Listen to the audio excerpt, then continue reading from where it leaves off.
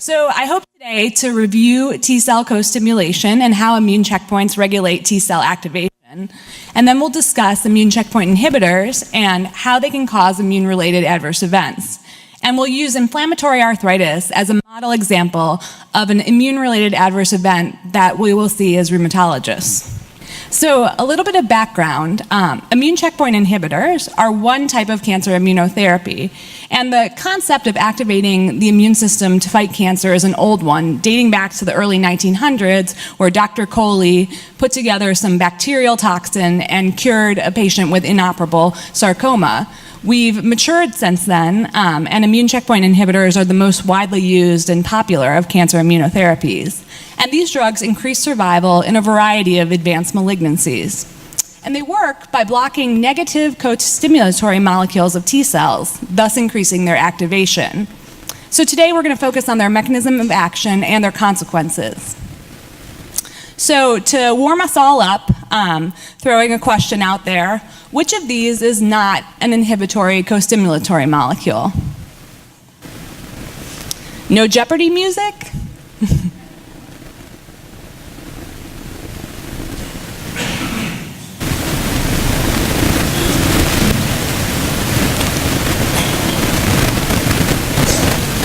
Great. And the correct answer is C, CD20, which is on the surface of B cells and targeted by rituximab. All of these other molecules are actually targets of FDA-approved immune checkpoint inhibitors, and so we'll talk a little bit more about that. So currently, and I keep having to update this slide because they just keep approving these drugs left and right, there are 5 FDA-approved drugs that work in this fashion. So ipilimumab was the first to be approved for metastatic melanoma that targets CTLA-4. There are nivolumab and pembrolizumab targeting PD-1, and atezolizumab and avelumab targeting PD-L1. And the indications I also keep having to update because they keep expanding. And the tumor types you can see are very diverse, from melanoma, renal cell, lung cancer, hematologic malignancies like Hodgkin lymphoma, urothelial carcinoma, so a wide range of malignancies that these drugs have shown efficacy in. And as a result of the successes, there are many trials underway with these and related agents, alone and in combination.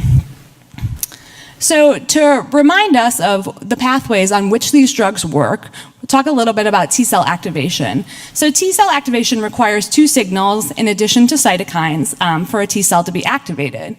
And first, you need peptide bound in MHC binding to the T-cell receptor. Then you need a second signal, and this is where the immune checkpoint inhibitors really come in.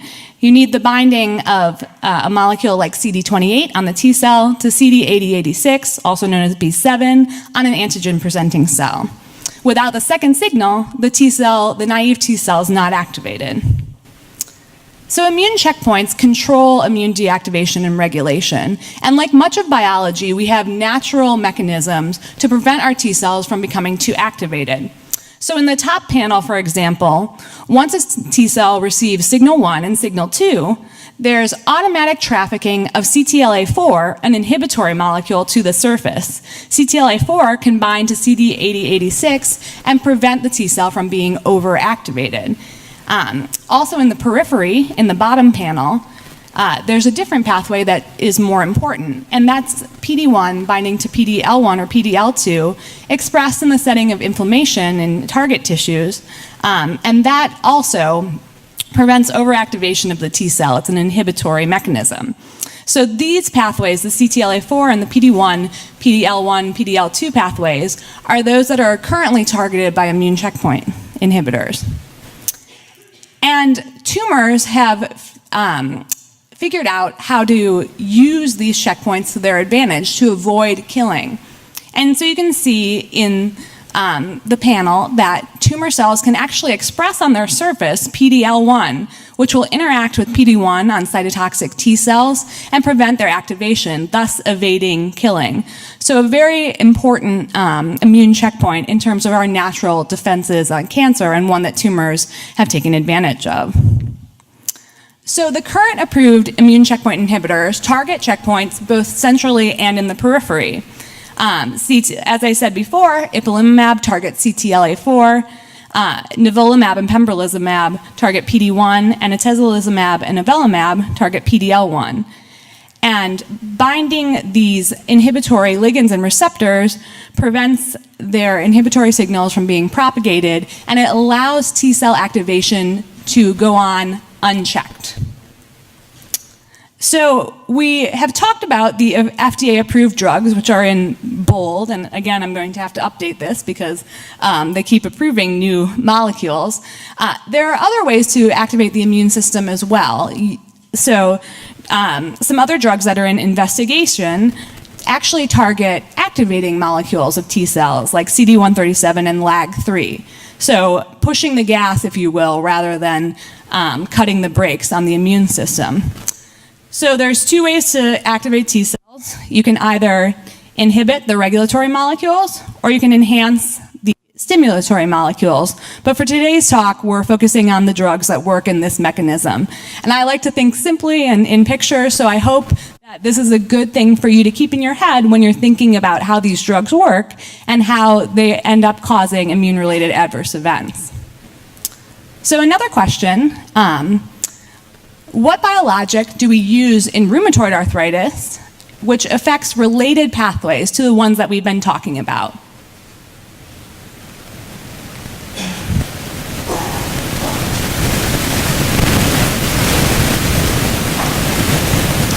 All right, let's see the responses. Great. Maybe I made my questions too easy, or you guys are immunology pros after attending this conference. So that's right, abatacept is a drug that we use in rheumatology that I like to think of sort of the opposite of ipilimumab, and it's a good way to keep these drugs in context. So abatacept is the soluble receptor portion of CTLA-4 fused with human FC from IgG. And you can see here that it binds to CD86 so that CD28 cannot. And it prevents the T cells from getting that second signal that's needed for activation. And so if you want to extend the stoplight metaphor, when we give abatacept, we are enhancing inhibition. We're putting the brakes on T cell activation. So it's really working in the opposite way as ipilimumab. And so keep that in mind when we talk about some of the adverse events that occur from these therapies. So what happens when the forces of activation outweigh those of inhibition? We get immune-related adverse events. And the side effects of these drugs were actually really predictable. And I don't think that people have been surprised seeing the inflammatory and potentially autoimmune side effects. One of our cancer immunotherapy gurus, Liz Jaffe, told me, until we're causing autoimmunity, I didn't think we were doing enough with cancer immunotherapy. And these drugs have succeeded in doing that. So as a result of the general activation of T cells, there can be off-target, non-tumor damage. And we refer to this damage as an immune-related adverse event. And this occurs regardless of agent and regardless of the type of tumor that's being treated. It's more frequent with combination therapy. So there's a regimen approved for melanoma with CTLA-4 and PD-1 inhibition, and all of the adverse events are more common in that setting. These events affect multiple organs and systems. They range widely in severity, from mild to life-threatening, and the time course in terms of exposure to immune checkpoint inhibitors is quite variable. Some events can occur after 1 to 2 doses, and some we have seen not occurring until over a year after starting therapy. And the risk factors so far are unclear for these adverse events. And probably more interestingly, and what is still unclear, is whether having an immune-related adverse event is a positive prognostic factor for how your cancer is going to respond to immunotherapy. And management tends to focus on corticosteroids with TNF inhibitors for severe life-threatening cases. And in some cases, the immune checkpoint inhibitors are held or discontinued. So just to give you a flavor of the diverse clinical spectrum of immune-related adverse events, I have this slide here. Colitis was very early described, and it's actually more common with ipilimumab than some of the other therapies. And it can be mild, causing diarrhea, but can be very severe, even leading in very rare cases to perforation or death. A variety of rashes have been seen, and that's probably the most common type of immune-related adverse event. Vitiligo, neutrophilic dermatoses, and in rare cases, Stevens-Johnson syndrome. Both hypo and hyperthyroidism have been seen, and many patients require persistent thyroid hormone replacement after getting thyroiditis from these drugs. Pneumonitis has also been described. The one that I think is the most interesting is hypophysitis, or inflammation of the pituitary gland. And I don't know about any of you, but before these drugs came on the block, I certainly hadn't seen autoimmune hypophysitis. I don't know if anyone had seen it. And the people I know had only seen a few cases. And in some trials, there have been up to 10% of patients treated with immune checkpoint inhibitors who have developed this complication. And it can be selective, affecting only one hormonal axis, or it can affect all the hormonal axes. So that's been a particularly interesting one. Myocarditis was described in the New England Journal, 2 cases leading to fulminant heart failure and death. Hepatitis has also been seen, and events affecting the central nervous system. And now you're probably thinking, that's all fine and good, but as a rheumatologist, I don't know that I'm going to be dealing with any of these primarily. So what is being increasingly recognized is that immune checkpoint inhibitors can cause events that are similar to our classic rheumatic diseases.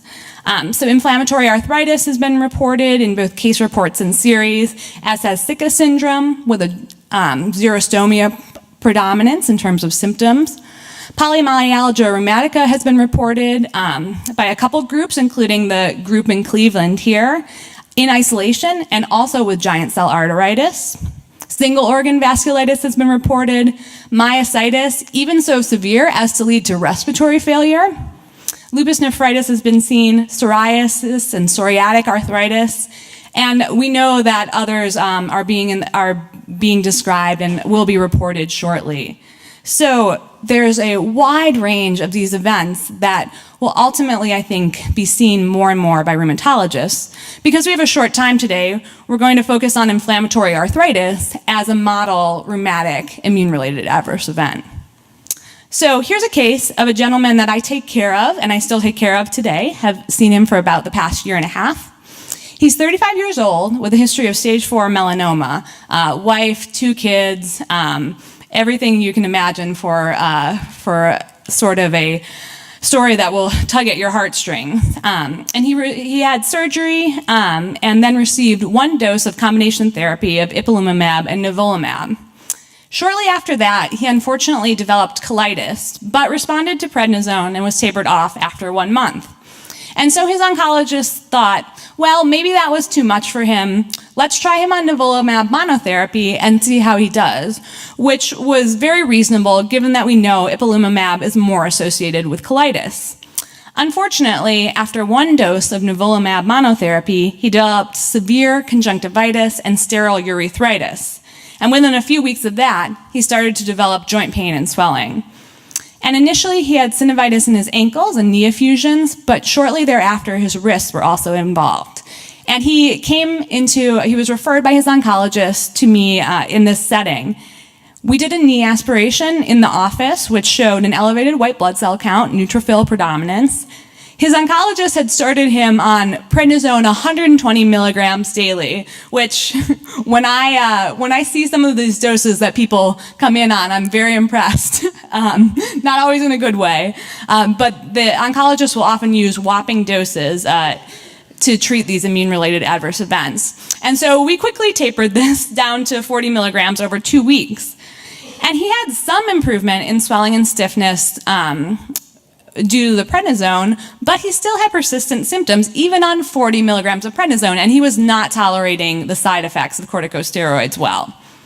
So we decided, based on what we had seen in other adverse events of use of infliximab, for example, in colitis, that we were going to try TNF inhibition.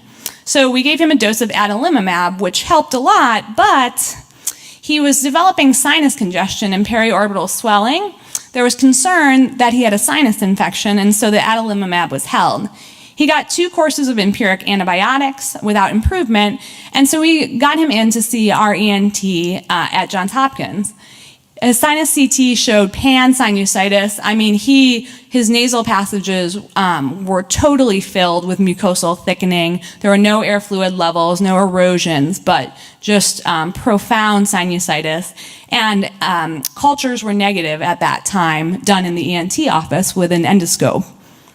Also, while this was going on, he developed new atrial fibrillation requiring cardioversion twice. And he's 35 years old, skinny, tall, active, wakeboarder, all of that. So this was very unusual also. And his arthritis was continuing despite the fact of continuing to be on relatively high doses of prednisone. His melanoma had totally responded, and there was no evidence of recurrence. So at that point, we had a meeting of the minds, and we needed to decide what to do. And sitting down with oncology, ENT, ourselves, his cardiologist, we said, you know, the one unifying thing here is inflammation, so let's treat it. And we put him on adalimumab every other week, and everything got better. And we are in the process of getting him off of his adalimumab. I think I've spaced him out to every 4 weeks now with plans to stop it shortly. So this is a dramatic case, and not every case we see is that dramatic. But what's different about this inflammatory arthritis from immune checkpoint inhibitors? In our experience, patients tend to be seronegative for RF and CCP. We've seen close to 30 patients now with this, and that's true over 90% of the time in our experience. The arthritis has an interesting clinical course. Most of the patients, it tends to start in a larger joint, and of those, it's more often in the lower extremities before involving the hands or the wrists. True reactive arthritis, like our previous patient, has been seen in several cases with the whole triad of conjunctivitis, urethritis, and inflammatory arthritis. And many of the patients do not respond to 20 milligrams a day of prednisone or higher, which is also a little bit unusual compared to classic forms of inflammatory arthritis. So what are some other salient features? We've seen erosive disease that can occur early. When we've ultrasounded people, it's been a very proliferative synovitis, Doppler positive. And often patients might have multiple other adverse events present, like in our example case. And what's really striking is that the arthritis can persist long after the immune checkpoint inhibitor has been stopped. And we've seen greater than 2 years after getting the last dose of immune checkpoint inhibitor still requiring some immunosuppression for inflammatory arthritis, which brings up a lot of questions about using immunosuppression in patients with recent and treated malignancy that we'll talk about in a little bit. But more recently, the referrals have been changing because, at least at our institution, oncologists are becoming wise that this is actually a phenomenon that's happening. And so we've seen patients with milder disease that have been referred recently, which has been good to see. So some imaging findings. In the top panels, you see a talonavicular joint with an erosion and also Doppler positive synovitis. And in the bottom panel, in a different patient, you can see tibiotalar synovitis in the ankle. And that was a patient, the bottom patient, whose arthritis indeed started in his ankle. They thought he had fractured, got an MRI, no fracture, only synovitis, and subsequently the arthritis spread and involved his MCPs, PIPs, and wrists, just as indistinguishable from rheumatoid arthritis if you didn't know his backstory. So how have we treated these people? We published a case series last year in Annals of Rheumatic Disease with 9 patients with inflammatory arthritis. And in this series, 3 out of the 9 of them received intra-articular steroids, which is a great option if bigger joints are involved or if it's an oligoarthritis. The oncologists are usually happy if we can manage things that way. But 8 out of these 9 patients required systemic prednisone use. And the range for initial control was wide, from 20 milligrams to 120 milligrams. And for maintenance of response, some people couldn't be tapered below 40 milligrams a day and maintain their response to therapy. And so in our experience, at least our early experience, much higher doses than normally required. Later experience with more mild disease and increasing referrals has shown that people with milder disease do respond to 20 milligrams of prednisone or lower. And for our patients that were unable to taper the steroids, we've used methotrexate, infliximab, etanercept, and adalimumab in those patients.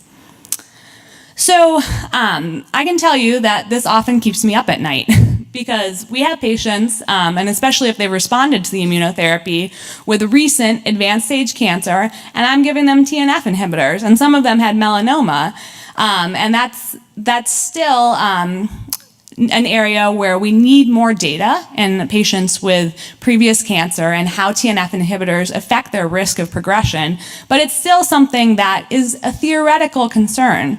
And so what do we worry about in treating these patients? I worry about abrogating the anti-tumor effect of the immune checkpoint inhibitors because we don't totally know how these drugs work, and we don't know what pathways are most important for tumor response.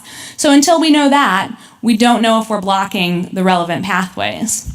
I'm also concerned about impairing natural tumor defenses, so unrelated to the effect of the immune checkpoint inhibitors.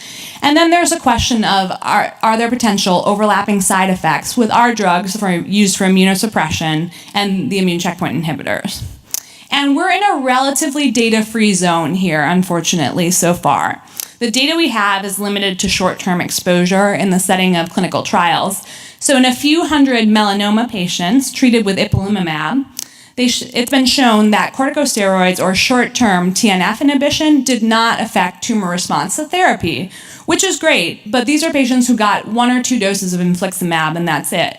Not my patients who are 2 years out from immune checkpoint inhibitors and I can't get them off their etanercept or their adalimumab. So for now, until we have evidence-based guidelines, it really is a multidisciplinary discussion for every single patient I see with the patient, their oncologist, and going in eyes wide open about what the theoretical risks are and knowing what the patient's goals are too, because the patients have different things to say about their goals for their cancer treatment.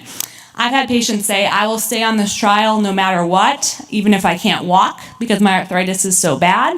And I've had patients say, you know, if I need some prednisone to help me be able to do the things I want to do, ride my four-wheelers, do what I want to do, then that's what I want to do, even if it means that there's a theoretical risk of impairing my cancer response. So everybody is different in terms of their goals. So some things that I try to go through when I'm thinking about how to treat these patients and what drugs might work are a few key factors. So when you're thinking about a drug to use in these patients, what's the likelihood that it's going to work? How fast is it going to work, especially in people who don't have a lot of time left if their disease hasn't responded to the immune checkpoint inhibitors? What's the effect on cancer risk or cancer response to therapy? And are there side effects that overlap? So abatacept, for example, we have not used, and there's concern that it could impair the cancer response to therapy. Could it be used short-term or in lower doses in these patients? It's possible, but we haven't done it yet. You think about in someone with colitis, would you want to give them tocilizumab or tofacitinib? Maybe not, depending on how recent their colitis was. Anakinra, IL-1 inhibition, some positive effects in cancer, so we might choose that in the future to treat these patients. So there's many unanswered questions. We don't know how best to treat, whether we should do a step down or step up approach, give TNFs early in hopes of halting the disease process, or wait and try to manage with other forms of immunosuppression. We don't know the long-term effects of immunosuppression on tumor response and the relationship between developing an immune-related adverse event and tumor response. And something I didn't even talk about today, as these drugs are available as standard of care, our patients with rheumatoid arthritis, with psoriasis, with lupus, scleroderma, are going to be treated with these drugs for our cancer. And what do we do with them? So please, feel free to contact me about your cases and help us answer these questions, which are increasingly important. And I thank you very much.